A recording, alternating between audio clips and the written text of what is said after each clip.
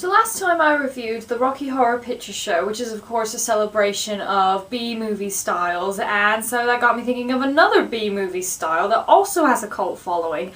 So today we're going to be looking at the 80s cult classic musical, The Little Shop of Horrors.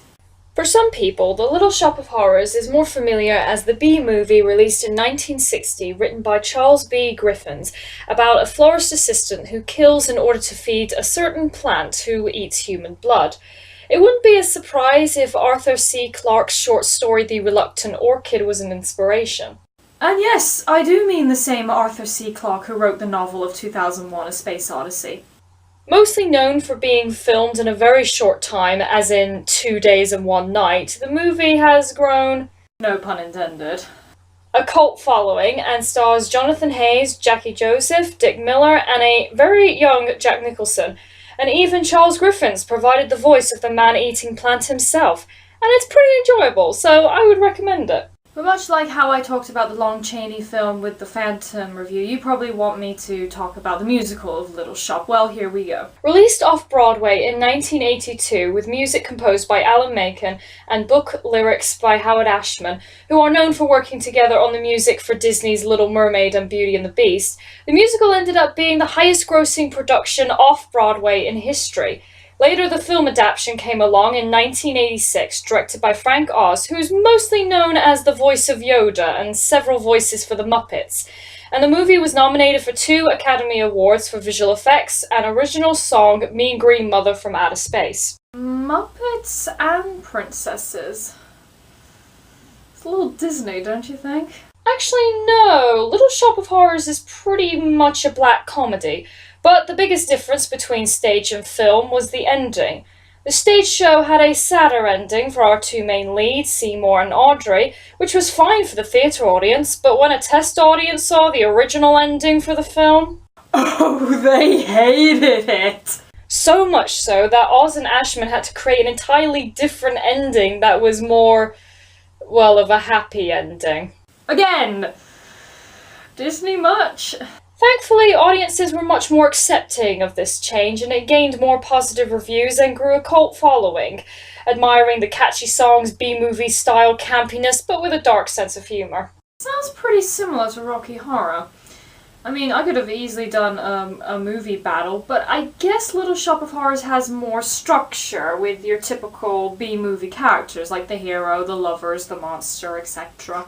But with that said, the characters are enjoyable, but in different ways. Seymour and Audrey are slightly like Brad and Janet, as they are innocent and plain and whatever, but the difference is, well, they are much more likeable, which is probably one of the biggest reasons the audience wanted a happy ending for them.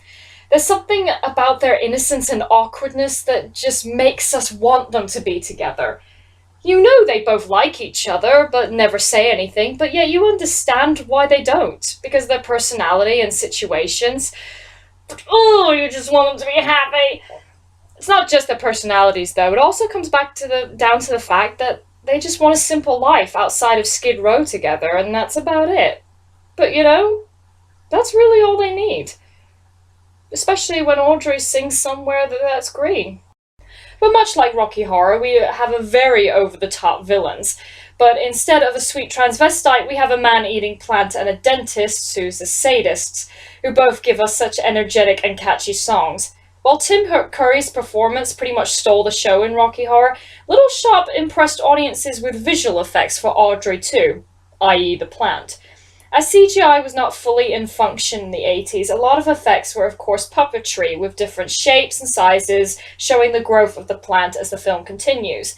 But as the film had close-ups and could use such effects, Oz wanted to make sure that the mouth looked like it was really talking and singing, instead of having it move up and down like it does in the show. The solution was to film the puppet at a slower speed, to 12 to 16 frames per second, and if actors were in the same shot, they would lip-sync in slow motion.